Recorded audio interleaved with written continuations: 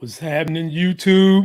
You back in the building with the three Black Avengers, but it's only one for right now. While the fellas file in, we're just going to run this thing all on my own.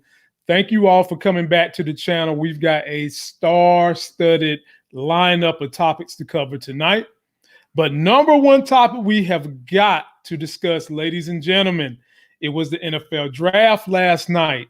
And as y'all can see, I'm Miami Dolphined up. I'm a Dolphin fan. And last night was a night of excitement for my team. I want you all to take a look at what me and some of the others in Dolphin Nation were doing last night. Take a look. Tua,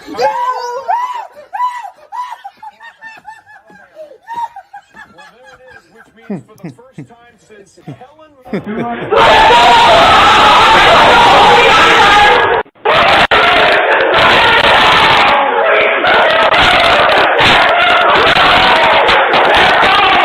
Here we go. Here we go. It's time. With the fifth pick in the 2020 NFL Draft, the Miami Dolphins select Tua. Yes! They did it! They didn't screw it up! They didn't screw it up! Come on! Yeah, buddy. Yeah! And we got one more. With the Tua! 2020 NFL Draft, the Miami Dolphins select Tua. Yeah!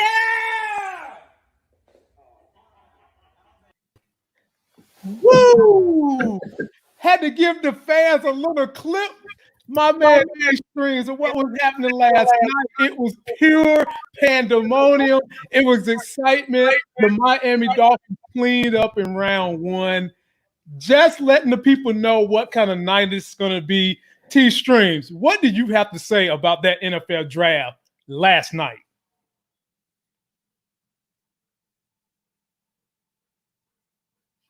Uh-oh. T-Stream, did we lose you? I think we lost you. He'll be back. Okay, there he is. Can you hear me, T-Streams? Yeah, I got you, man. Was that on my end? Yeah, I can hear you. Okay. We want to know, how do you feel? Oh, here's Larry. We're going to patch him on in. Oh, what the hell? Man, golly. This guy. What's happening, fellas? What's happening? I guess your NFL team was the Florida Mickey Mouses or something last night. Oh, What in the world? So y'all missed my clip of the pandemonium that took place last night in sunny Miami. Would y'all like to see a replay? I know you do. I'm gonna show it to you anyway. Here, Tua. that track. Well, there it is, which means for the first time since Helen.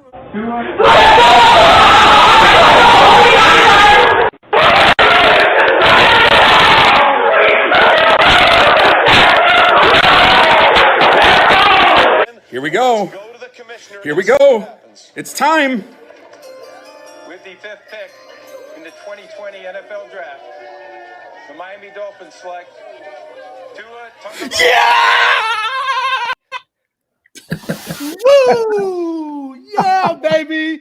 That's- Woo! yeah, some happy Dolphins fans up. there. I got my Dolphin shirt going. I got my fresh Dolphin hat, gear swaying. We ready to get this thing in, fellas. Woo!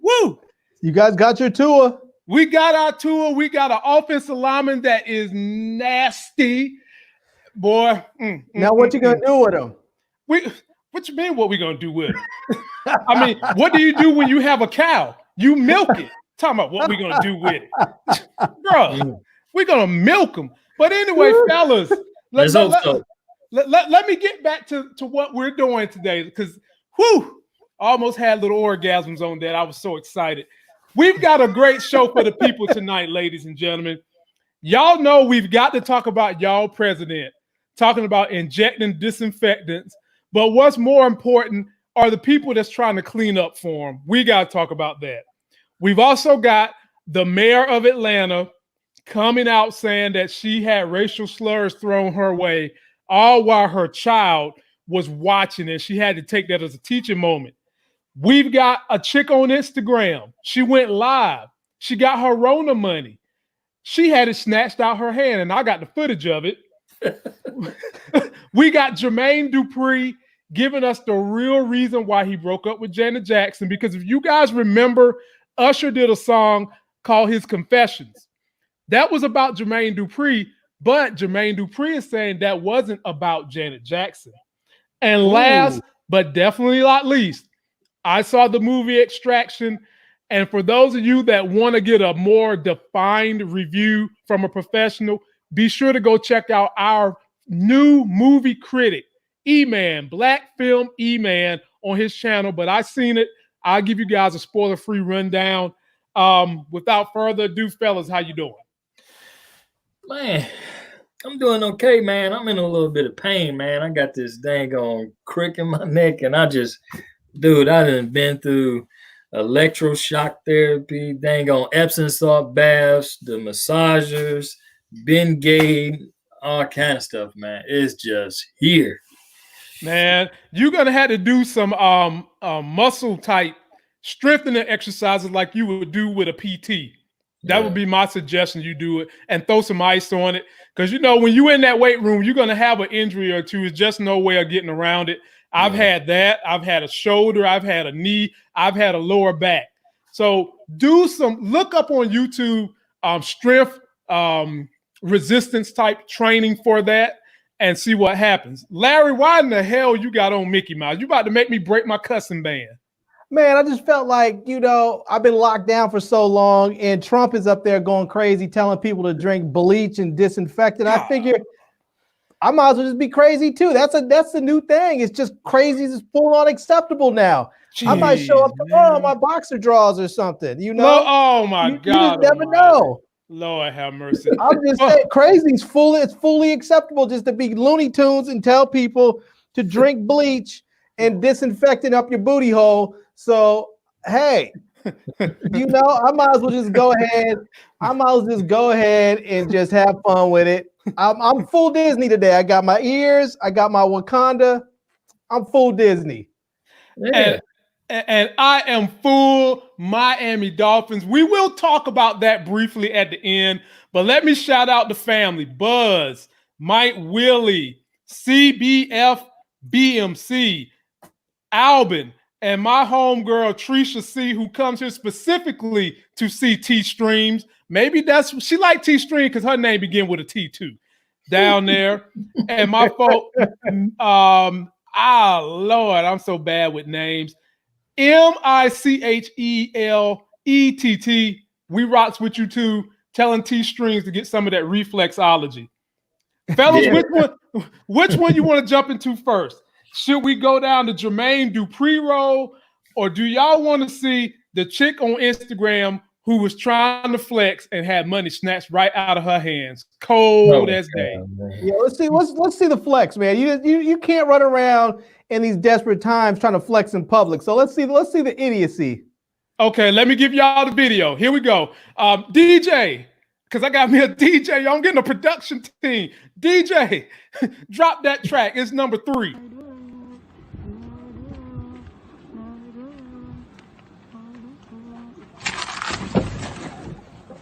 Motherfucker just took my money.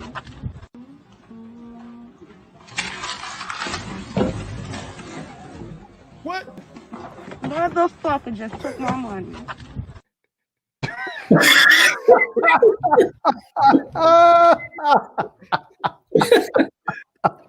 Say, man. He had enough time to reach in and grab both hands. He had a nice little grip on that, like. Oh my God. Okay. So the situation with that young lady is just simple as this, fellas, and the people out there watching. This was her Rona money. She gave a long speech about how she was going to do this and do what with her money. She had been sitting in that driveway for like 10, 20 minutes. First of all, I'm going to give it to T-Streams and Larry for the debate. Why do we still feel the need? We need to flex with our money Larry, I'm gonna give it to you first because you Captain Crazy today. You Captain Crazy. Man, first of all, I have to say, as much as I don't like crime, much respect to the dude that snatched it because he had a better grip on her money than she had on it. Dude went for the double-handed. He was in there like he was going for the draft, like he was in the combine with double-handed catches, just pulling it down. I mean, come on, dude snatched it and got ghost. It wasn't like he even dropped a bill. He got all of it. I'm not saying it's right, but I am saying it's funny. So, but you know what? I feel like black folks have so little sometimes that all they can do is flex their little check. They didn't do anything. She didn't do anything to earn that money.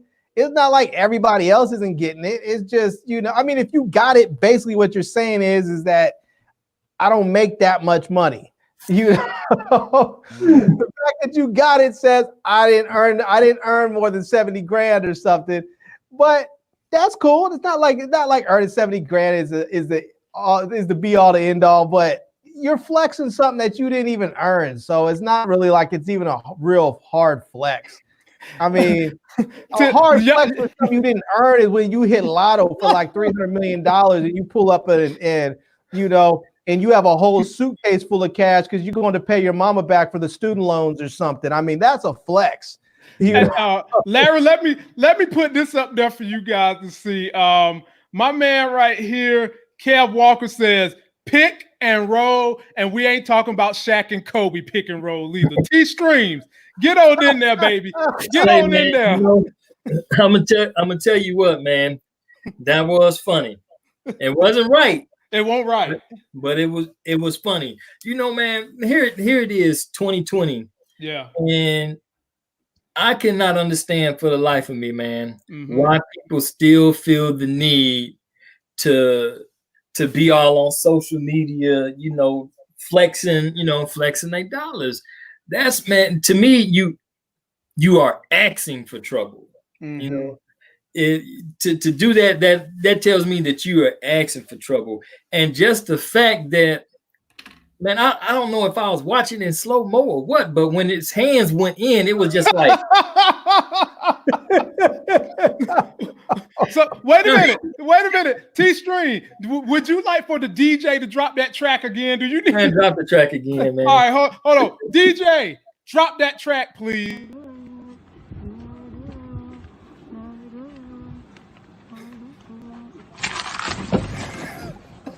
Motherfucker just took my money.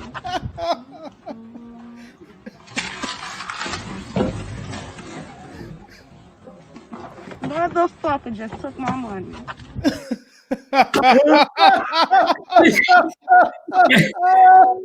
Man, look like he almost pulled her out the car too. Cause her head, she was almost gone with that. But you know what, people? We don't. We don't have to flex like that. You don't have to let folks know that that you got a little bread, that you got your stimulus check, or even that you got paid from your weekly job. It's when you do it, you asking for trouble, and when you ask for that kind of trouble, you have to keep that same energy when those consequences come. Because I'm sure she had no idea what in the world she was getting ready to do. She didn't have no idea what she was getting ready to do. And then to be out inside the car for 10 minutes. Windows down. Yeah. Yeah, with the windows down.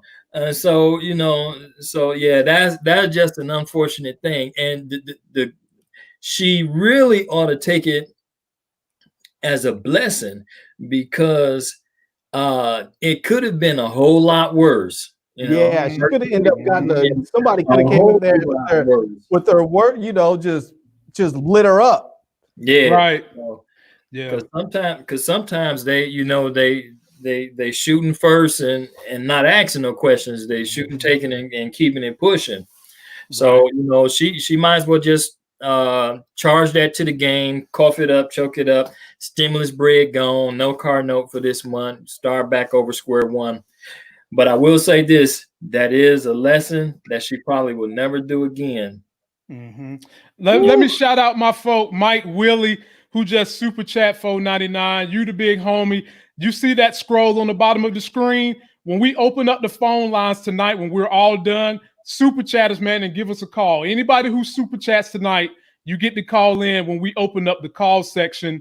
But to get back to this chick, Lord have mercy. Well, first of all, here's the problem. I'm gonna get serious. I'm gonna give y'all the life. I'm gonna put y'all on to some game. This is a real life game. We in this country have this issue where we feel the need to fake it till we make it. We also, as African Americans, feel this need that name brand and flossing our money elevates our level of status in life. Well, I got news for y'all. The richest people in America wear the bummiest clothes. They drive 10-year-old cars. They own homes that are paid for that are not beyond their means. We go through this thing in society that teaches us that the way we garner self-respect is by the high level name of things that we own and the amount of money we have. Well, first of all, whoever she went to get her hair done, don't show me that you got a lot of money in the first place. That's number one.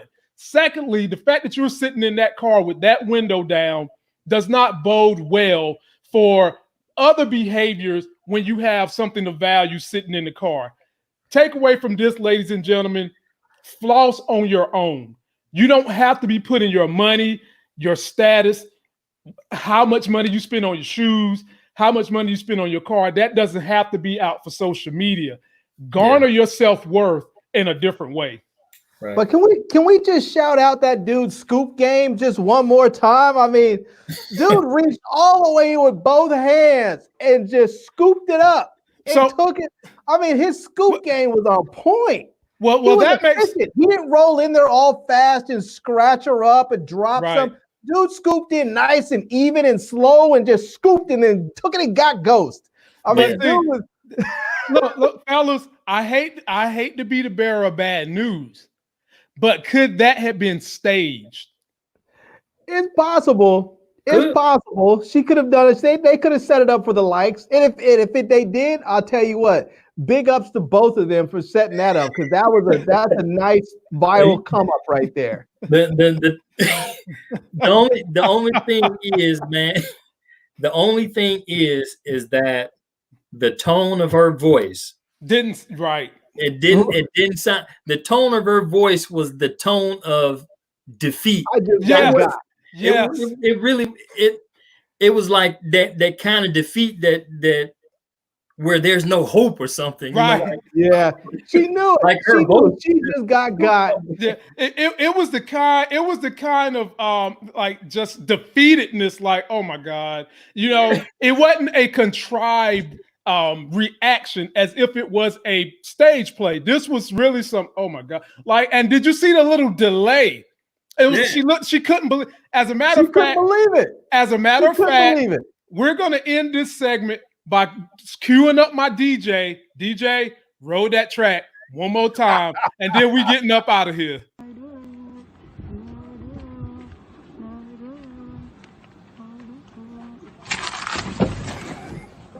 Motherfucker just took my money.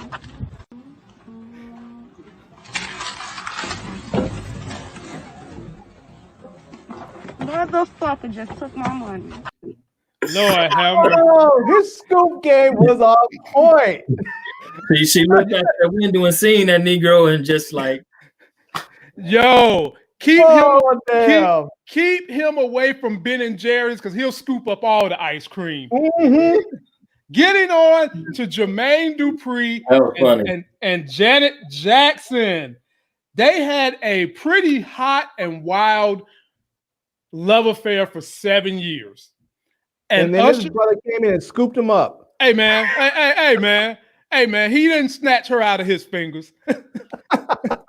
Who you say? He talking about that guy that took that girl money, scooped up Janet Jackson from Jermaine Dupri. You might as well. Okay, so a lot of people thought that when Usher did his song Confessions, it was about him when it was really about Jermaine Dupri, and a lot speculated that that was about Janet Jackson. In a recent interview, Jermaine Dupri came out and he said the reason why him and Janet Jackson didn't last was simply because she wouldn't move to Atlanta. Fellas, what do you think? I mean, His loss. yeah, I mean, for real, you're gonna throw Janet Jackson away because she won't move to Atlanta. I mean, you're rich, dude. Just fly. I mean, either move with her or buy a place in LA where she was at, and then fly back to Atlanta when you need to. Yeah, and It doesn't even. I mean, that doesn't even seem. You know what that is? That's some. I've been rich, but only for a short period of time mentality. I'm not really. He doesn't realize how much wealth he really has and how much convenience that wealth truly brings him. I think if this would have happened today, where he's been rich for a lot longer, it probably wouldn't even think about, oh, she needs to move to Atlanta. It would just be like, cool, you'd be in Atlanta when you can, and I'll be in LA when I can, and we'll do this thing. Mm-hmm. Yeah. T-String. You know? Yeah, that was, he really shouldn't have. He should have saved face and not even let those words come up out of his mouth, because that right there, man. I was hoping you was getting ready to say something like something dynamic that really had some juice, but this right here made me really look at dude like a duck. Mm-hmm. You got something. Now, don't get me wrong. You see this all the time, people from two different places and stuff like that, and it just don't work out because, but at that level of the game, I mean, Atlanta really wasn't that popular to me. No disrespect to anybody that live in Atlanta, but boy, it wasn't like, oh boy. I'm just saying that for him in his position, that was a little man. That was a tight move. He really shouldn't have did that. I'm sure he could have came up with something better. You got bread. There's nothing wrong with a summer home, a weekend spot, or something like that. What in the world? What in the world could just make you throw everything away just on that whim? And yeah. I got to interject. I got to play devil's advocate. I got to. What if all his business dealings and all that stuff predominantly takes place in Atlanta? What if the situation was more convenient for Janet to pick up and leave and go near him than it was for him to pick up and leave and go near her in terms of managing and running their business? Does that not give credence to the relationship? Well, if she's still out there, because let me give you a caveat. When Janet Jackson got with the billionaire, her ass moved cross seas. Yeah. So, but the only difference with that was she did marry that guy. Yeah. So, well, here's the thing, right? Mm-hmm. When she picked up and moved, I think they probably both learned a lesson after that point. They probably both cared about each other, and they realized both of them probably realized this is silly. We both have the means to move about freely, whether it's flying or whatever. We can buy houses and whatever. So if we don't want to actually live a person there, we can still buy our own place and we can fly in, stay for a couple of days or a week, and easily fly back home.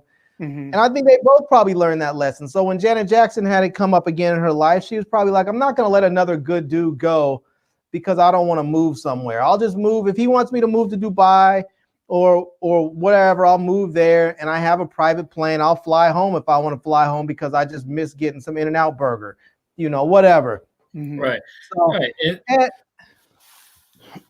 And so if she's still out there in California, I mean, what's that, 2.5 hours? Mm-hmm. I mean, you can get up in the morning, shoot out, and be back home, and be back home later on that evening. If it's like that. Right. And I don't know. I think that was just a little man move for him to pull that. And I'd have just kept my mouth closed if that was the case. Why y'all split up? She didn't want to move here to Atlanta with us. I mean, it seems sort of silly, but they were young when they were dating. They were both young. They were kids, basically. I mean, when you're a kid, you do stupid stuff. You're young, you're rich, you're honorary. You think like, I can't believe she won't move here, because he's probably dealing with a whole bunch of younger, a whole bunch of other chicks out there that weren't Janet Jackson. They weren't celebrities and famous in their own right. So they were willing to do anything for him. And then here he is dating this woman who's saying, no, I'm not going to do that. He probably didn't really know how to respond to that very well. Yeah. I honestly think that is more to the story, to be honest with you, because maybe he just gave that answer to save face. But like T-Stream said, when both of you have a net worth greater than $50 million, both of you, not one part, both parts, it's nothing for y'all to just say, you know what, we can make this work by buying a jet, and we'll stay 4 days here, 4 days there. Right. Work it out. Or we'll do 3 days here, 3 days there, hop on a private jet will get you there and back 2 hours, 2.5 hours. And if you need, and because it is private, if for whatever reason, if something comes up in one place or the other, it's not like you have to go there and go search Expedia for good prices and then worry about being, just shuttled on to some. Oh my Lord. I mean, you're on your own jet. You just basically call up and say, fuel that bad boy up. I need to go to LA. Fuel it up, baby. Flight plan and you're off. But see, you know what? And the other thing was, Janet was being a cougar when she got Jermaine Dupri. And cougars tend to be stuck in their ways. You know what I'm saying? If they've got a cub, they don't want the cub to leave the den. So Janet was stuck in her way until somebody decided to marry her. And when that billion, call her a cougar, I'll just say she was a cougar. Because if she was dating him now, she'd be a cougar. But Jermaine Dupri was like what, 25 then, and she was what, like 30? No, she was I thought she was 10 years older than him. Yeah, she more so in that range. Yeah, she was 10 years older than him. She was a cougar. Wow. So he was 20 and she was 30. He was 25. She was 36. Okay. Yeah. Wow. So, and if that was the case, he should have just got out the program. Hey, man, get underneath that loving. I say when you got that much money, just get y'all 2 private jets. It's not like it's not like 2 people who are making, maybe a 6-figure salary, hooking up, trying to figure out who's going to stay where. It's not like that. This is where you had 2 people who was worth more than $50 million a piece. Yeah. A G6 don't cost but like $10 million. Get your G6. It's really not the cost of the plane. It's the fuel that gets people. Yeah. Hey, man. I mean, what you going to do, man? You're going to go Southwest and go through baggage claim and all that. You're just going to hop on your jet when you got that much money. It's a business write-off either way you go. And most likely during that time, at the height of so death and stuff like that, he probably already had one under company expense. I'm pretty sure. Of course. All of them little heavyweights back then, they were, that was your short stature then. Bentley back then it was Bentleys and 20s and your private jets and stuff. So I'm pretty sure that he had one. Yeah, see, that's what we just got finished talking about. Trying to stunt for no reason. You know what I'm saying? And I'm going to move to the next subject since we in Atlanta. How about we stay in Atlanta? Gentlemen, my subscribers and everybody watching, this was posted to the mayor of Atlanta's email, and her daughter, sad to say, caught wind of it. Take a quick look at this. With my daughter looking over my shoulder, I received this message on my phone. I pray for you. Conscious stupidly or sincere ignorance, quoted by Martin Luther King. But the email was, N-word, just shut up and reopen Atlanta. Let me say this, and then I'm going to let T-Streams go first. Now, one of the reasons why I picked this story is because we still live in a day where a whole lot of people would like to tell you that there's no such thing as racism, and mainly because they've been indoctrinated by Fox News or they've never experienced it, or they don't know someone who has gone through racism. And when they see this, they want to ignore it. T-Streams, thought on the whole situation. Yeah, I had caught wind of this a little earlier, man. And unfortunately, man, you know, it's sad, but it's true. Yeah. we still live in a world or a society where racism is very much real. Right now, you know, you do have your, you know, your blatant bursts like that, but most of it and some of it is hidden behind cowardice and stuff like that. Now, you know, I don't even know if this type of thing will ever get fixed, especially in our country, because our country, you know, is born and created on the foundation of racism shoulders. So it's pretty much ingrained in it. But this shows you, you know, this shows you the mindset of what people are going through every single day. Now, I'm sure they didn't probably do a very good job trying to do encryptions and all this other kind of stuff. And I'm almost 100% certain they could probably backtrack that straight to an IP address and a user. Whether or not they do it is, you know, is something different. But you know, this is what we up against, man. You know, this is our lives now. And so, you know, it's very much real. It's sad. You know, I pray every day that racism never, you know, touches me. Nowhere close. Because I'll be in trouble because I'm gonna get ignorant with you. And you know, but even that won't make it right. But man, we live in a jacked up society. And now that you have stuff like this where everybody is challenged, is created with the leadership that we have is creating two polar opposing forces now. And it's just going to keep brewing and brewing and brewing and brewing. And something better come in and neutralize that, because it could definitely get really, really ugly, because right now everybody is anxious, you know. They fed up. They're back against the wall. They don't know what tomorrow is going to bring. They don't know if we'll be able to go back to work, if they're going to be able to take care of their families, and folks are really pressing some edges there. So, you know, I hate to see that happen. It's likely not the first. Is probably not the first time that it happened to her, or if it is, you know, it probably won't be the last time that it's happened. Period. You know, it's just a messed up thing.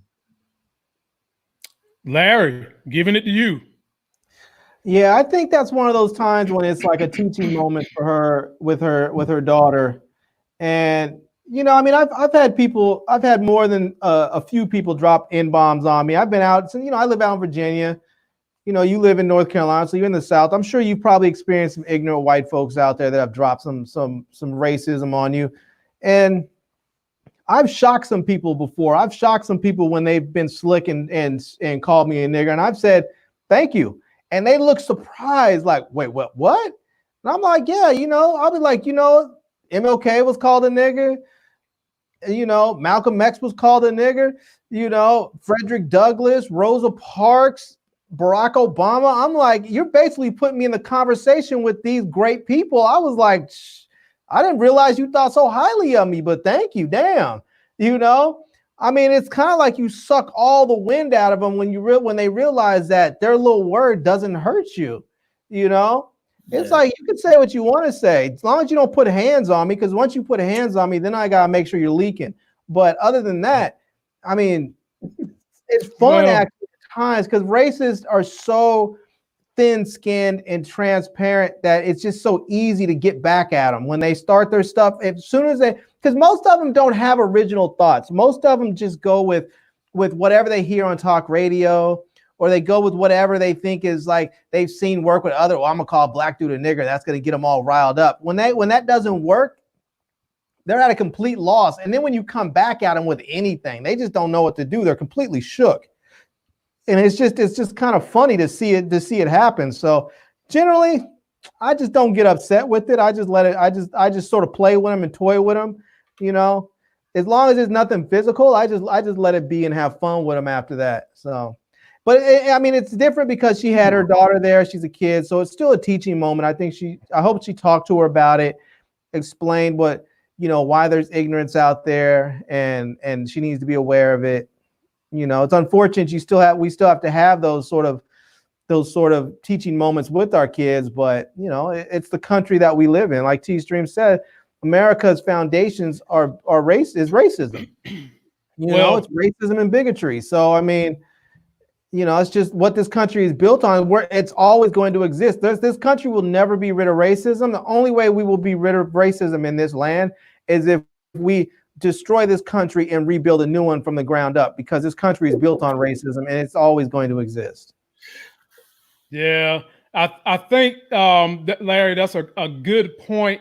However, psychology teaches us that words and emotion can hurt worse than physical pain.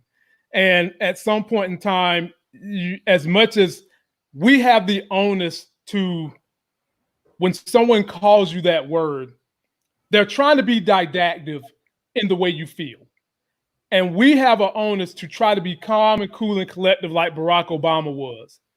But over time, if you keep hearing that and hearing that, the mental scars add up to it gets to a point where you might unleash on someone in a way you shouldn't. No doubt. Yeah. It takes time and energy to step above the craziness sometimes. I mean, I've had people come at me and say, and just be slick for no reason. I've been places where people just been slip and say nigger, and I almost immediately say your mama's a nigger. And then there's what? And then I just start talking shit. Yeah, your mama's a nigger. I know. In fact, I know you are. I know you're a nigger too. I can see it. We recognize each other. You might try and pass, but I recognize it because we know each other. I was like, I know your mama's a nigga because I fucked her and you're my son. Oh, my Lord. I have gone off on people before. Oh, my Lord. I mean, I have gone off and been so slick. Like, I hope nobody has done, because sometimes I've seen these dudes get so upset that they really are like, they want to fight, but then they're scared. And so they just, you know, they sit there and just get all bent out of shape. Like they probably went and blew up a barn or something later. But I'll tell you something else that makes them upset. And you have to watch these dudes, because these dudes that are just run off and call you the N-word are usually baseless punks. And because I'm trying to elevate the words I use on my channel, I won't call them the P-U-S-S-Y word. But however, when they give you this type of word, things that I say back to them is I say, okay, I'm a nigger, and I'm sure you must love niggers. Look how my name rolled right out your mouth. And you want to talk about making them mad. That'll make them mad. But these are the type of people who usually keep a gun on their pocket, or they're usually going to say these things when they're in a group, or they're somewhere where you can't get back to them, like on the internet scopes, the internet land. Or when they're in a group of a bunch of rednecks that's got guns on, they'll say it in those situations. But if it's just like me and you walking on the street, that's the type of person that would just rather look the other way. Right. Yeah. And I have found when you're online and you deal with these people, and I remember having a conversation with a dude. It wasn't much of a conversation with a dude on your channel. He said some racist ass shit, and I just unleashed on him. I said one thing and he came back with something else racist, and I just unleashed on him. And after that, he was like, whoa, hold on. I'm sorry. I apologize. Because I'm a firm believer in a dude hits you with a hammer, drop a motherfucking anvil on his head. Do not fight fair. Do not fight, you know, proportionally. Hit them with a disproportionate attack so they no longer want to come at you. That's the way I look at it. T-Stream. Our U.S. military's, you know, thing, overwhelming force. You want to hit them with overwhelming force. If they call you something, you go off on a tirade on them so that they're sitting back like, I have nothing left. Like they have nothing left. T Strings, give us the last word on this. Then we're gonna move on to y'all favorite white guy, Donald Trump. Man, I'm just honestly, man, I'm really just praying that I continue to be molded into somebody that can handle that. So, I haven't, me personally, I have not faced it directly in a very long time, and it was only once. Outside of that, it's just been, just sort of been internet stuff. Even one of my subscribers come to me one time and was mad about something I said and just went all the way ham and was like FUN and all this other. I was over here trying to pull up the message, and when I saw it, I was like, huh, what? And it just sort of caught me off guard. But yo, I think I know what you're talking about. What was it, a message or was it on the wall? You may have seen it because I posted it in the group after I received it, just let folks, so you guys see what I have to go through on a regular basis. I think that was my fault because I had posted a video telling people they need to go vote, and I posted it in your group. And when I done that, a lot of your Anglo-Saxon subscribers got very hot. And within that same week, that's when you had posted that thing that came in your inbox. Because one dude posted underneath my video, all the video said was, it is important that we all go vote. That was the message of the video. This clown gonna haul off and say, well, I'm not gonna be paying for anything if I have to see politics. I'm just like, bruh, so you don't believe in voting. And you want to know what his symbol was or whatever he's supposed to be representing? It was a gun. Yeah.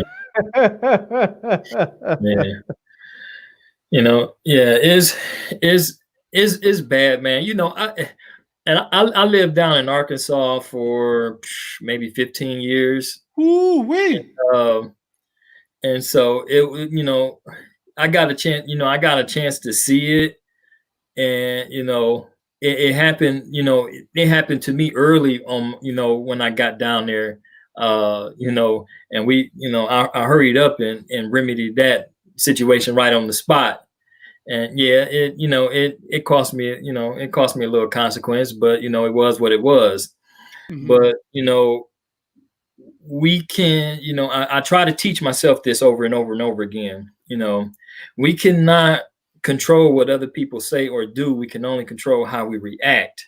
Mm-hmm. And with that being said, I continue to pray, man, because dude, just on a whole different level, man, I'm sitting over, myself, I'm literally like stockpiling and preparing for the worst, like when it pops off, Stream's gonna be ready. You know what I'm saying? And, I'm trying not to get caught up into it, but I'm just, everything around me is telling me, hey, man, be ready, protect your family. If it jumps off, it's best to be prepared. Mm-hmm. I see all these memes with these old white guys with their 10 and 12-year-old kids out in the woods, teaching them how to shoot tactically and stuff like that.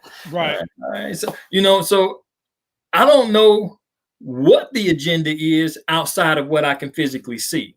Mm-hmm. I hope for it to be better, but I do understand that we have some very thick lines that is dividing our country right now. Mm-hmm. And when you have that and tragedy, like what we're going through now, it don't mix well, and tempers, tend to get real nasty. And I'm really hoping that before it gets really too hot, that mm-hmm. some of this stuff sort of cool down, because man, it's getting ready to get crappy. It's gonna be real hostile in some areas, and racism is really the last thing that any Black person want to have to deal with when dealing with some other stuff, because you're already being poked and prodded right now, so you're being primed up for that occasion. and it's going to take, some iron will and good fortitude to be able to stand that off. But man, this is our world. We've adopted this, and but we cannot accept it as the normal, because it's though it's portrayed as it's normal, it's not normal, nor is it right either. So I will say this: if you truly want to be ready for yourself and your family, make sure that you have your passport up to date, and make sure that you have assets that you can show that you have. Because little known fact, or maybe not so little known, but a lot of our folks don't always know it, is that if you have substantial assets, it doesn't necessarily need to be liquid immediately, but if you have assets you can show, you can immigrate to almost any country in this world at a heartbeat. All you need to do is show up, and when they ask you how much money you're worth, when you can show them that you have, hundreds of thousands of dollars in your retirement account, or that you own a home that's worth how much ever money that you can sell that home, or you have so much money in your checking account or savings account, you can go to any country in the world. Even in America, my mom, who practices law, she does some immigration law. If you have like $600,000 in assets, you jump to the front of the line. There is no waiting for years and years like most people. If you have $600,000 in assets, you are in the front of the line here in America. You can just basically say, I want to come in, and they'll let you in because they know you have money. And it's that way everywhere else, except everywhere else you need a whole lot less money because they want you there. They want you there spending your money and investing your money. So if shit really pops off, I mean, this is just me. I know some people are like, I'm going to stay here and fight. My people have fought for too many hundreds of years in this country. I'm out. I'm out. Stuff pops off. I mean, it's one thing if North Korea invades. That's a different story. If it's a fight between other Americans, man, you can have this joint. You can have it. I'm out. I'm out. Deuces. Well, before we pivot to y'all's favorite president, I will say this to counterbalance or to add context to what Larry is saying. There are some areas in France right now where the real estate value dropped so bad because people weren't rehabbing those homes. You can literally go over there, and I read the report in marketwatch.com. They've got like whole cities where they're literally giving you a house for like $3,000 or $4,000, and it needs maybe $30,000, $40,000 in renovations to get the price value up to a amenable era, and it's in a great location. So me and my wife have hinted around what would it be like to leave North Carolina to move to Canada or move to Hawaii. Folks, once you get yourself together, if you feel like that you don't want to deal with this, you can move. However, I will say this. No matter where you go, there's going to be something you've got to adjust to. Right. It might not be as bad as the racism you experience in America, but no matter where you go, you will have to adjust to something, which leads me to this. A lot of black people want to leave this country because of this buffoon right here. Hey, yo, DJ, now that I got you, drop this track from your president. And then I see the disinfectant where it knocks it out in a minute. 1 minute. And is there a way we can do something like that by injection inside or almost a cleaning? Because you see it gets on the lungs and it does a tremendous number of the lungs. So it'd be interesting to check that. So that you're going to have to use medical doctors with. But it sounds interesting to me. And then I see the man. What in the whole man? Okay.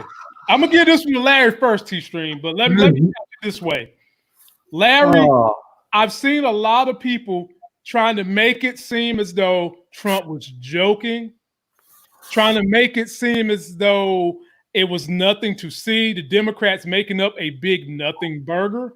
But when you see this happening in this state, take a look. There was actual people calling Maryland to ask about Lysols and injections, stuff like that. Should they be using it?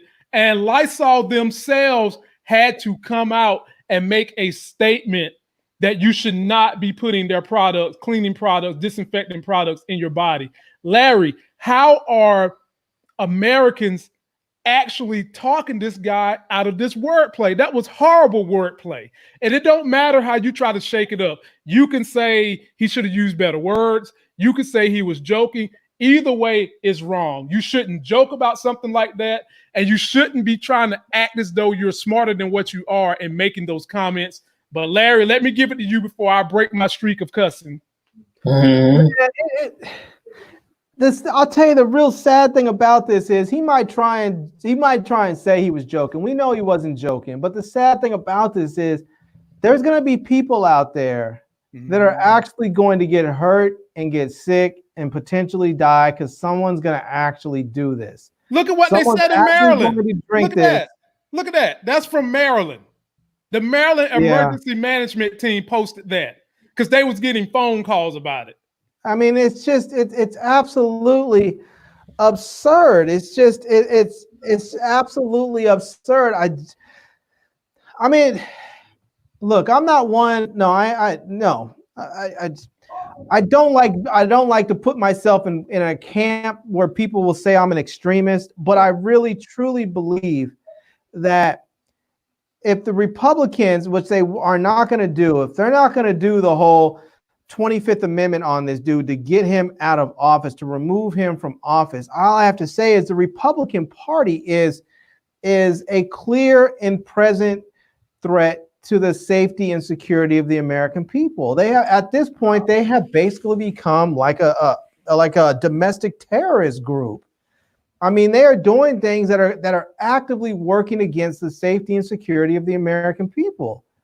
I mean, it's just like when you see all these protests out there, and you see hundreds of people out in front of these capitals protesting. I really wish they would go out there and just fire hose those people. Now, I'm not saying they need to go out there and do like they did in the 60s where they turned the water up so high that it's blasting people's teeth out. But they should. It's cold out there. People out there with jackets on and stuff. They need to go out there and just blast them with water and make them freezing so it's so uncomfortable they don't want to stay out there. But they need to get them because they're clearly not abiding by the social distancing laws or the rules. I mean, they're all these people, and these are not. You're not looking at a bunch of Democrats or a bunch of independents. These are a bunch of Trump supporters who are out there listening to a podcast and these conservative right-wing talk shows. And they're out there now basically spreading the coronavirus amongst their own ranks, which some people will say whatever. But these people want to they want to put pressure on our politicians to open up our government, open up our schools, open up our businesses before it's ready. And more people as a consequence are going to get sick and more people are going to die. Because what? Because they don't like their kids and they're sick of being at home with them? Because because what? Because they want to go back to work before they, so that they can get sick and die and then not have a job and leave their family without anybody that are breadwinner because now they're dead. I mean, it's lunacy. It makes no sense. It absolutely makes no sense. Let me give it to T Streams, Larry. It's really frustrating and it's hard to even understand why these people are pushing for this when they clearly know that what they're doing is dangerous to the American people. Yeah, let me give it to T Streams. But before I give it to you, T Streams, I'm going to answer Curtis Hayes, who's saying he's being sarcastic. Curtis, look, bro, there are some things and times where sarcasm works. Being the president of the United States in a press briefing that's supposed to be about the health of the nation during a pandemic is not the time for sarcasm. And Trump has done this over and over again where his dumbass, oh goodness, I messed up my streak, where his idiocy didn't know what he was talking about, and y'all try to write it off as sarcasm in other moments where sarcasm is not needed. T-Stream, speak on it. You know what, man? This is one of them times where it almost makes you feel embarrassed to be American because seeing that this guy is supposed to be our leader. I expect him not to be knowledgeable in all areas. That's why presidents surround themselves with advisors and stuff like that. But man, when I first heard, my wife told me about this yesterday, and I was in the other room. And the first thing that came to my head was, stop looking at Facebook news. The man is stupid, but he can't be that stupid. Huh? But then, by the time I made it into the other room and started seeing everybody, now it's on MSN and CNN. I'm like, what? This Negro actually said that? Don't call him a Negro. And then don't give him that honor.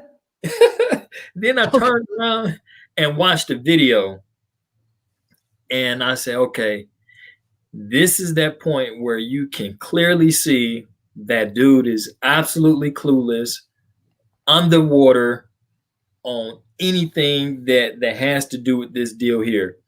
And it's a shame that it's a shame. Now, should somebody go out there and do that, who's going to be liable for that? Who's going to be responsible for that type of propaganda? It came from one place, but how could somebody sit there and even if you don't have a medical degree, better than to inject yourself with disinfectant. Golly. I don't see how, man, I feel like I'm losing wisdom and intelligence just speaking on it. Well, T-Stream, let me allude to this. There are some cancer drugs where they use toxic gas as a part of the treatment. And to me, it looked clearly like Trump was thinking, okay, if they've got these other toxic drugs that they can turn to a drug that helps somebody, maybe we can literally take Lysol, bleach, and all this kind of stuff and make it work. If they could have done that, they would have been done it for HIV. Bruh, stop trying to be an expert on something you don't know about. I just want to give some context, T-Streams, to maybe why he thought that. I don't even think he was thinking. he couldn't, because the way this, when I saw the video, this is how it touched me. When I saw the video, I saw that light click up in his head. Bling. Oh, goodness. Then he commented. Oh, Lord. He knew he jacked up. Damn it. And then he started scrambling for words. No. Well, it's interesting. I think it's interesting. And well, maybe you can just. So, you know what we needed right then? We needed Bill Duke. We needed Bill Duke right then. Oh, my Lord. you know you didn't fucked up, right? You know you fucked up, right? Yeah, you can literally see it. You can literally see it when he recognized it, because the whole tone changed, and it probably wasn't on his own cognizant neither. It was probably somebody on the sideline off a camera, like. It was that doctor, the female doctor up there. That's who we was looking at when he tried to change tone. And Dr. Burke was looking. She had her legs all pointed inward. She was looking down like, oh, what in the hell? This guy done said. Yeah, he just stabbed himself in the throat. But to the men and women of America, Mm-hmm. And I'm saying this as if the entire country is watching this channel right now. Well, they are, and they will be. Right. You guys, we have to make a decision to get this dude up out of here. Mm-hmm. There is no rationale to nothing that he's thinking or doing. Yeah, he got guts. He's a little bit ballsy and stuff like that. He's, he's free spirit and say whatever the hell he wanted to say. That's fine. That's dandy. That contributes to his personality. It does not contribute to his ability or his adeptness to run this country. Mm-hmm. And if we keep, and it's coming out more and more and more and more. But man, I literally could not believe it when I saw it. And like, I'm just like, nah, he ain't say that. He ain't that. He not that stupid. He said it. He's stupid, but he can't be that stupid. He's stupid. And then when I saw it, man, I was just like, hell no. Maybe he has a mental disorder. Maybe he's bipolar, or maybe he has Alzheimer's, or maybe there's some cognitive issue that he has going on that causes him to be this much of a lunatic. Because it's just not normal behavior. Yeah. I mean, but if you lived a life where no one has been able to put a check on you, you've been able to be reckless, you've been able to do what you want. It was supposed to stop in the White House, but he's been able to get away with so many things that other people haven't been able to get away with. It's kind of like, why would I change my behavior if, first of all, I didn't want the job anyway? And so now that I have the job, I'm just going to act how the hell I want to act, and let's see how far it goes. And if there's no one there to stop me, why would I not do and say what I want to say? I told people early on when he first became president, the hood has officially taken residence at 1600 Pennsylvania Avenue. You know what they said to me? They was like, no, Lamar, you ain't even gave the guy a chance. I gave him a chance after they lied about the size of that rally, trying to compare it to Barack Obama's rally. I didn't even need to know, because that was concrete data that you were trying to lie to people about, and people was buying it and selling it. But they ain't get me, because I don't buy wolf tickets. Man, I live in the DC area, man. And when we had the inauguration for Barack, this whole region was shut down. Mm-hmm. I mean, they had to bring in extra metro trains. They were telling people you need to plan your schedule accordingly because it was going to be a madhouse. When Trump got inaugurated, they didn't have any of that. They were like, yeah, go about your business. They were like, everything's open because there's nobody down there. There's like 4 people in Trump, you know? So, I mean, it was, I mean, seriously, when you looked at Barack's thing, it looked like they took the Million Man March and the March on Washington, put them together, and then came up with a couple other marches and moved everybody down there. And that's what, but for Trump's joint, it looked like, you know, it looked like somebody was giving free tickets away to a Color Me Bad concert that, you know, I mean, it was there was no one there. Hey man, I dislike that comment. That song, I Want You to Know I Do It All for Love. I really enjoyed that track when it came out. That was during the New Jack era. How dare you disrespect these artists that work their ass off, and you're going to compare them to Trump? Larry, you ought to be ashamed of yourself. Larry, you ought to be ashamed of yourself. As a matter of fact, because of your insolence, Larry, DJ, play this track for him again.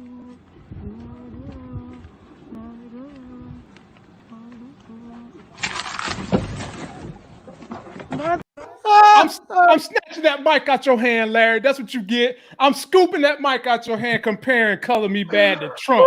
Make no daggone sense. That's so damn funny, man. That's just now I'm going to pivot y'all to what people love to talk about on our streams: movies and TV shows. I have seen Extraction with Chris Hemsworth, and I'm going to give y'all my spoiler-free rendition of this.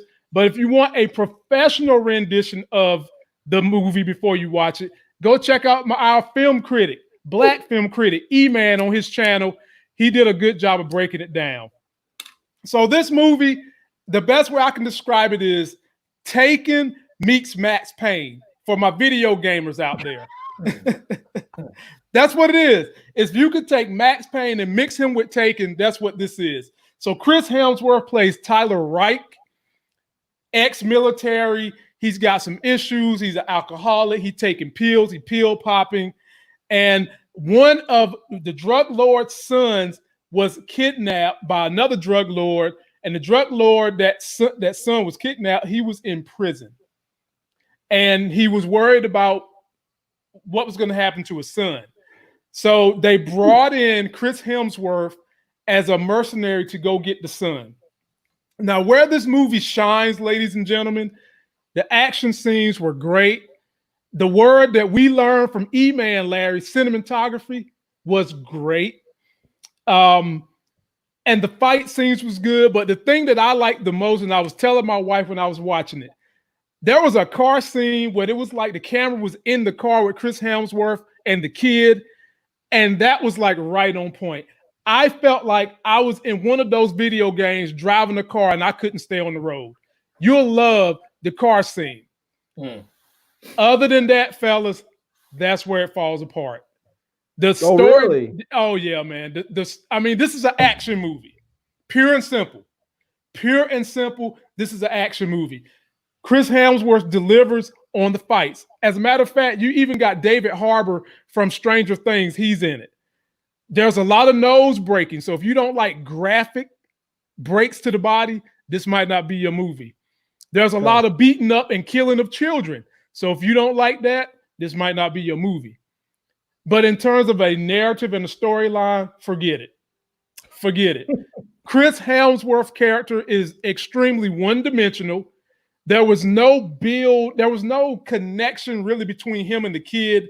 Usually when you have these taken situations and a mercenary, there becomes somewhat of a bond and a love between the kid and the mercenary. Yeah, they had a little bit of it, but they didn't focus on it that much. So I didn't feel invested in their relationship, nor did I feel invested in Chris Hemsworth other than when he was fighting or driving a car on the wrong side of the road and making U-turns where you could have just busted the daggone right instead of doing a whole daggone U-turn. This ain't Dukes of Hazzard.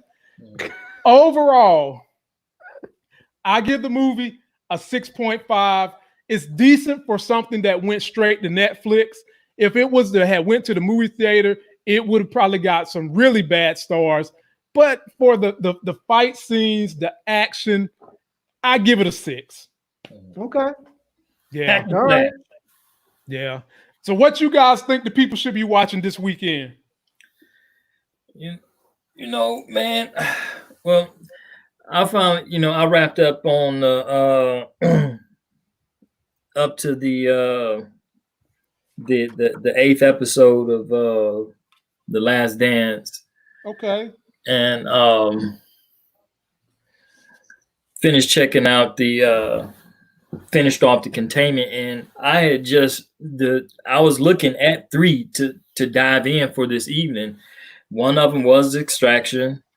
The other was the Beastie Boys story, and the other was Arkansas. I didn't watch them, but those 3 were actually on my list to jump in soon as we pushed the leave studio button on here. So, I really hadn't watched anything earlier today because I was dealing with this little pain, but I'm actually ready to go in. I didn't expect, because I didn't hear very much about the movie until I just realized that it was just recently released. So I didn't think that it was just going to be a big budget film. But I can deal with some hack and slash movies. I watched a lot of Steven Seagal and dang on Wesley Snipes back in the day to understand a movie with no purpose, just a lot of killing and gunfight. Yeah, that's what you. By the way, there's a lot of subtitles too. It doesn't take place in America. It's not all subtitles, but there are some. Okay. Yeah. So yeah, I'm gonna check that out. But I heard some decent things about that Arkansas movie, so I'm gonna definitely check that out too with Vince Vaughn. Okay. Larry, what you got for the people? So I've been watching a few movies this week. I watched Code 8 last night. Is that good? Yeah, it was pretty good. It was different than what I expected, but it was pretty good.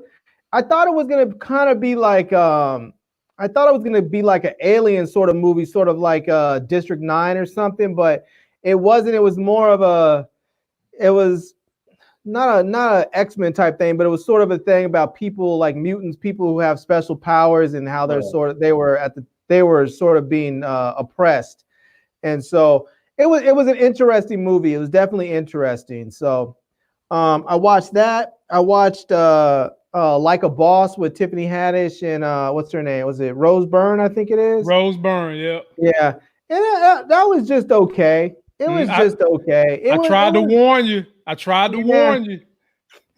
It was just, I mean, that's all I can say about it. It wasn't terrible. It wasn't like I walked away from the movie thinking like that was complete garbage. It was just kind of like, if I had never seen it, I would have been okay with never seeing it. It was okay. That's it.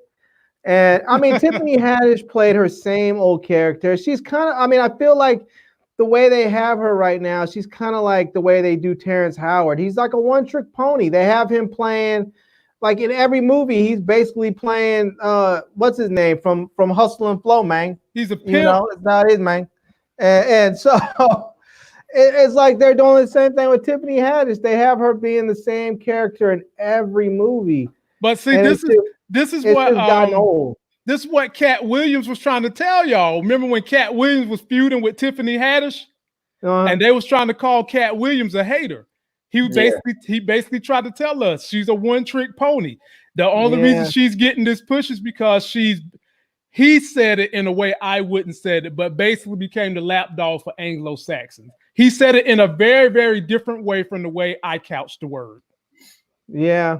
I mean, I'm not sure what her talent level is, because I feel like either the roles that she's picked or the roles that they've given her haven't allowed her to really show what her true talent is. If she has a greater talent, I don't know. Yeah. I would like to see her do something else. And I'm not saying that she has to be like a lot of these comedians who branch out and outside of comedy and never come back. I just want to see her do a different type of comedy, you know? Mm-hmm. So I don't know. I think it was just okay at best, but I did watch another movie, which, man, it turns out again that you guys watched this and didn't tell me about it. Oh, and I don't know why you guys stopped telling me about these movies, but I watched this Mortal Kombat Legends Scorpion's Revenge, and I'm like, why didn't Lamont and T-Strings tell me about this movie, man? I'm like, Stop it. We told you, man. We told you 2 Fridays ago that thing go hard. We tried to tell you. Yeah, I like to see what else they do in that saga there. See if they sort of explore other characters and stuff. Yeah. You know that Shao Kahn is coming back. They didn't show that ending for nothing. He's coming back.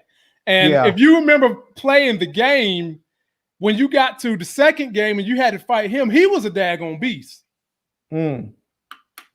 So that was good. I watched those three. And I did, I watched this other movie late last night that I wasn't really planning on watching, but I saw it and I was like, it's on there. Let me just grab it and watch it. And that was, what was it called? It was with, it was a movie with Blake Lively where she was like a drug addict or something. It was sort of like a spin-off of what was that movie that was out a long time ago where some dude's family was whole killed? It was sort of like, let's say it was a mashup between like La Femme Nikita and The Foreigner. Mm-hmm. So she's basically like this chick. She's like some regular old middle class chick. She's in the UK. I don't know why they had to pick an American girl to be a British. I mean, it's not like there's not a ton of British actors, but whatever. So she's in the UK, and so basically her family's killed in a plane crash, and she decides that she wants to get revenge. But before all that happens, she basically becomes a drug addict and a prostitute. And then she ends up where a reporter comes to her. I think he's a reporter or an investigator, comes to her and tells her, I know your family.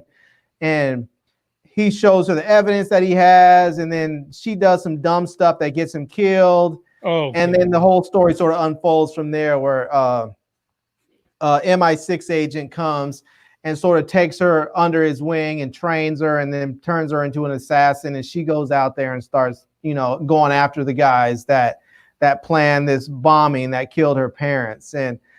But it's just so ridiculous and unbelievable in so many ways. It's just like, I mean, this is one of those movies you truly have to suspend your disbelief to try and enjoy it. And And it's funny. This one, and I hate to be critical of people's bodies, but it's just one of those things that I noticed. Right when there was a scene when the character, the MI6 character, was played by Jude Law, and there was a scene where he tells her to take off your clothes and swim across this lake. And she's like, I'm not taking my clothes off. And he was like, take your clothes off and swim across the lake. So anyway, she ends up taking her clothes off. And they show her, she's just basically got her bra and panties on. And because she was all you see is these ribs and everything. But I'm like, she was super soft. I was like, how are you that skinny and that soft at the same time? I mean, it was crazy. You would think she might have been abbed up a little bit, like she's supposed to be this. She's supposed to be this badass secret agent, you know, or private assassin chick who's running, and she looked like she was eating tissue paper for dinner and never even looked at a weight. And I mean, come on, man. It was a lot of suspending your disbelief. And was it a good movie? No. Was it a terrible movie? It wasn't terrible. It was just one of those things when you're editing late at night, when you're a YouTuber and you put it on and let it play in the background. Yeah, man. We all know about that. Place in the background. Yeah, we all know about that one. that is its rightful place, is in the background while you're doing your YouTube editing. Well, I'm gonna say this and let T Strings jump back on in there. Ladies and gentlemen, we're gonna open up this phone line for the last 15 minutes or so. And the number you can call, just check right down there on that ticker scrolling at the bottom of the screen. If you want to get in here, say something to Larry, me, or T-Streams, give us a call. And T-Streams, somebody mentioned something about, please comment on the white girl being yanked off the NFL draft pick for Tennessee Titans. No, was it her mother? I heard something about a mom yanked off a white girl. What was it? Yeah, it was the mom. So this dude was up there. He had just got picked. I forgot who it was who got picked, but he had just got picked.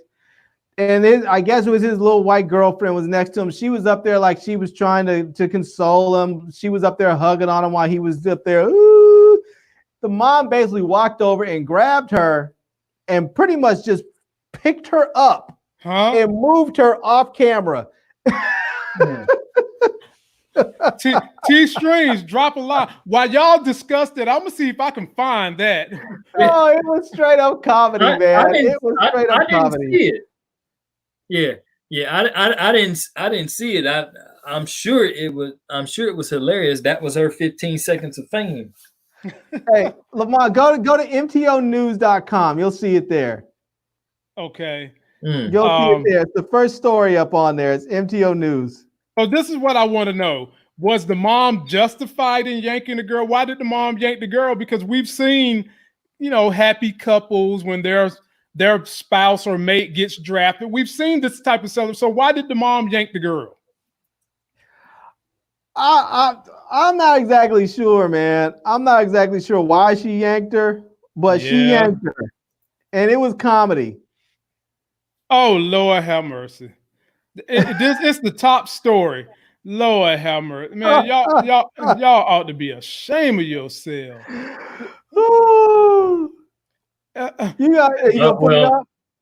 It says NFL draft picks mama manhandles blonde girlfriend on national TV. Wow. Oh, my Lord have mercy. That mama just said, chick, you ain't gonna be in this camera with him. Boy. Oh, my Lord. You know what?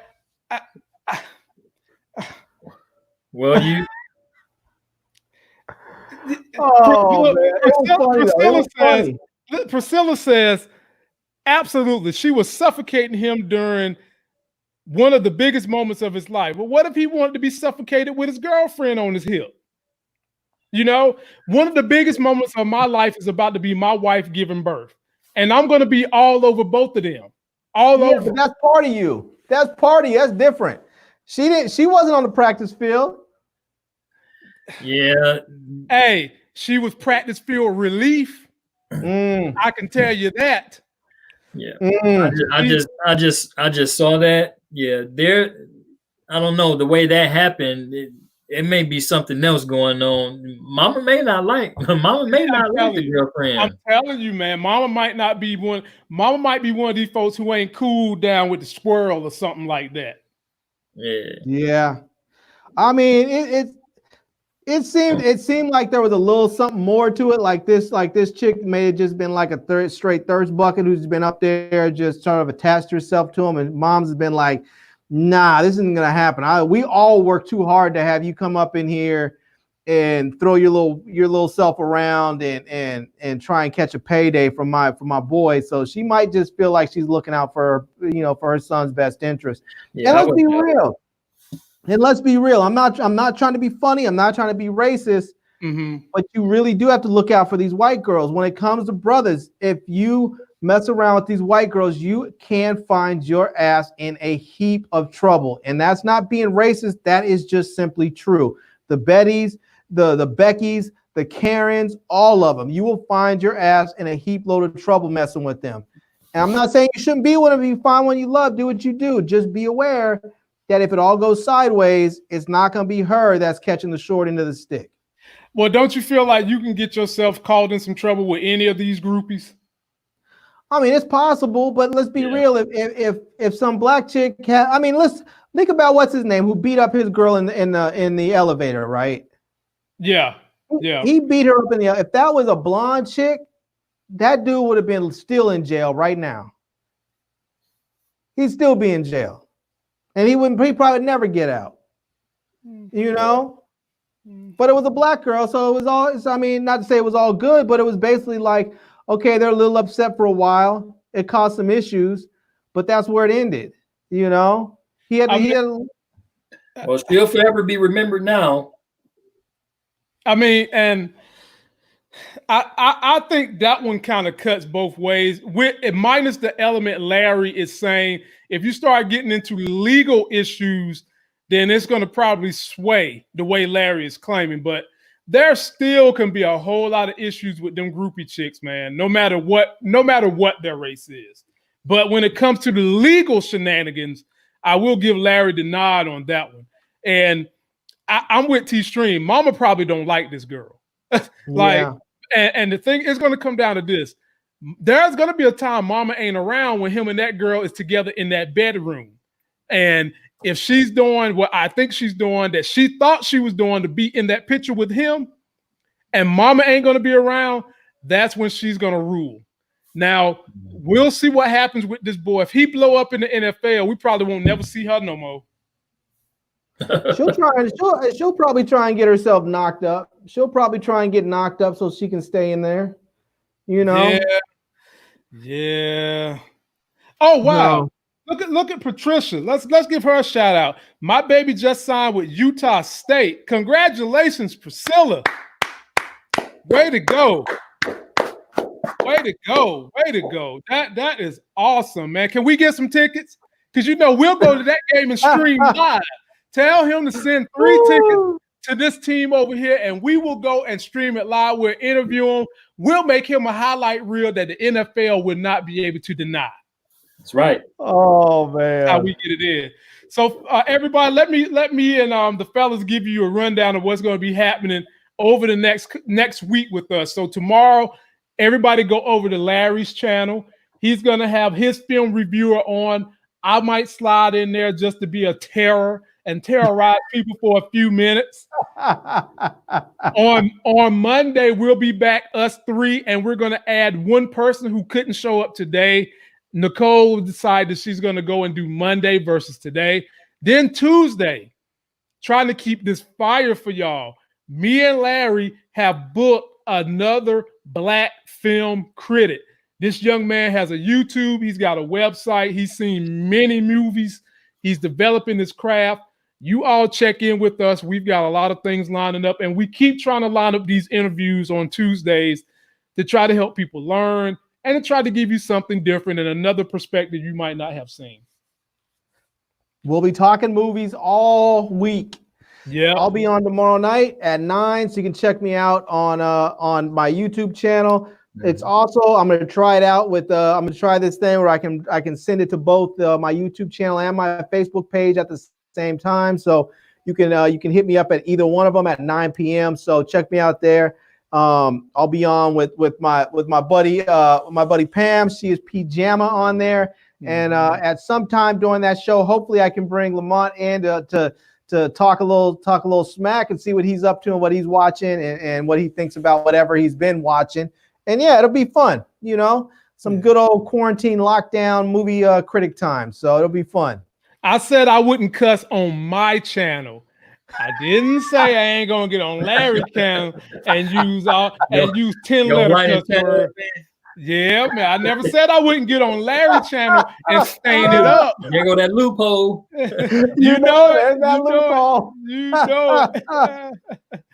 T-Strings, what you got going on for the weekend, brother? Man, I tell you what, man. I'm pretty much just in. I started doing my shopping and stuff for every year I throw a 4th of July block party. And even though we may not be able to do the block party this year, I'm probably still going to do my fireworks display. So I'm gonna start putting that together. So that's outside of sitting in the bed or fooling with that PS4 or watching TV, man. I've unbelievably watched so much TV over these last couple of weeks, man. It's absolutely insane.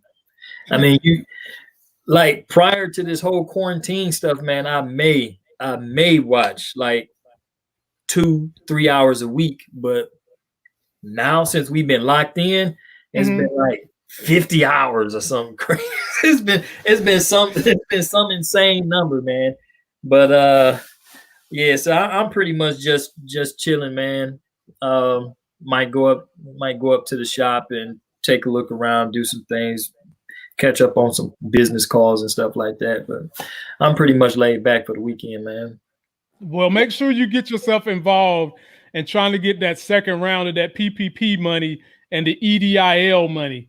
All that stuff is coming down the pike as of Monday. Get in front of it, man, so you can take advantage of it. There's no sense in billion-dollar companies and companies being traded on the stock market grabbing that money. You can't get your hands on it, so try to get some of that money. You're right. Yeah, man. And we all might need to send some prayers out to our dear leader. Kim Jong-un is he's on his deathbed right now. So yeah.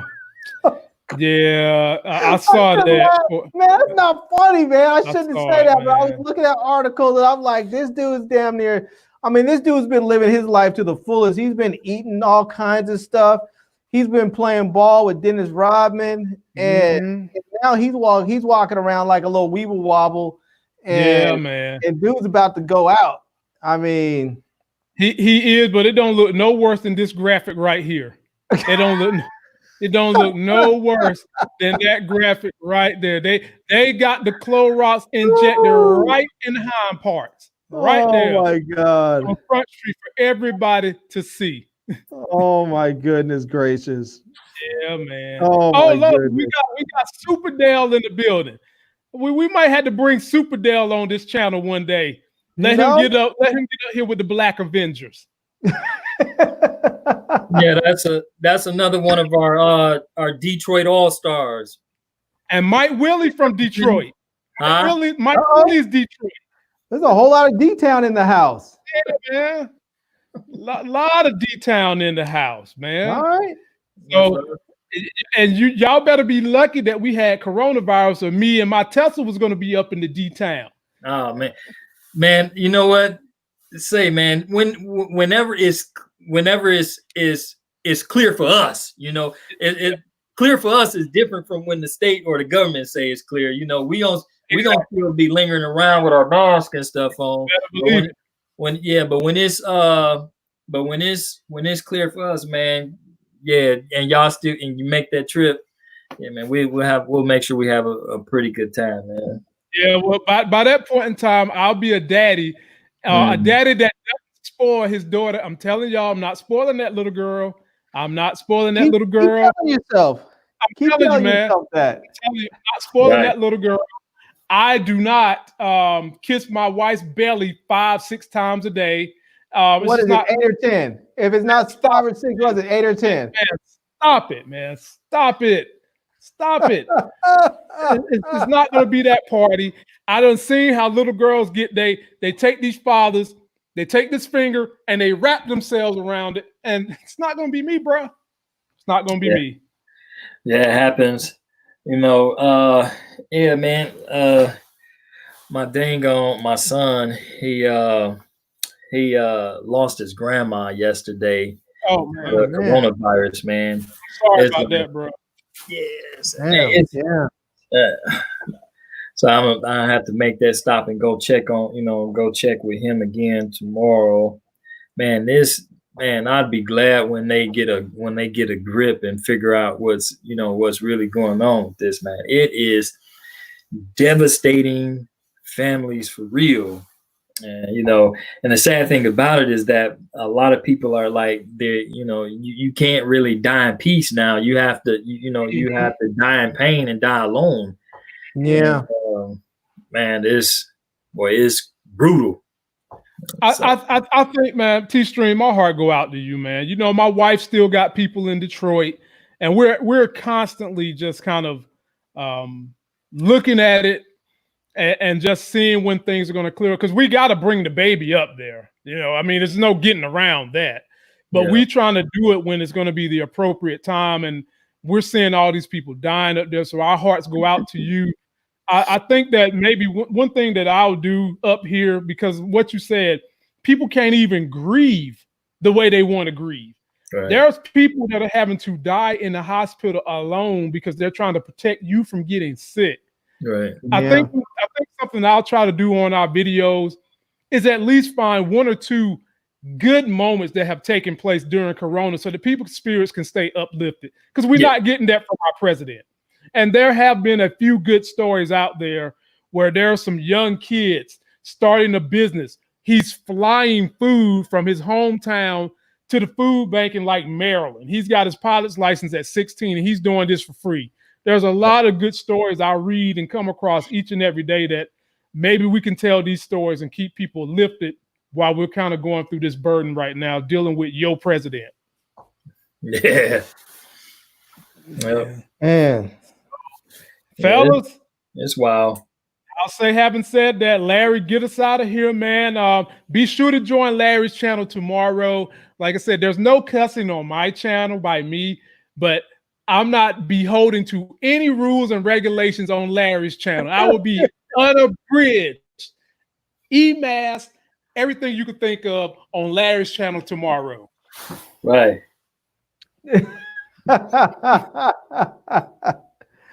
Well, everyone, I'll just say that, before we get up out of here, just remember that we are lucky in this country to have, I know people often criticize our big elitist coastal cities, and I've lived in them. I'm originally from LA, and I live in DC now. People often criticize our big cities, but let's not, as Governor Cuomo put it in perspective, when Mitch McConnell said, well, if New York and some of the other states can't handle whatever they're handling, they can just file for bankruptcy. Well, let's just remember this. As Governor Cuomo reminded Mitch McConnell and others, that New York State sends up $118 billion more than it takes out. And not only that, $118 billion more to the federal government than it takes out, when Kentucky takes out $148 billion more than it puts in. 40% of Kentucky's state budget comes from the federal government. They are number 3 on the list, only to be beaten by Mississippi and Alabama. You can continue, Larry.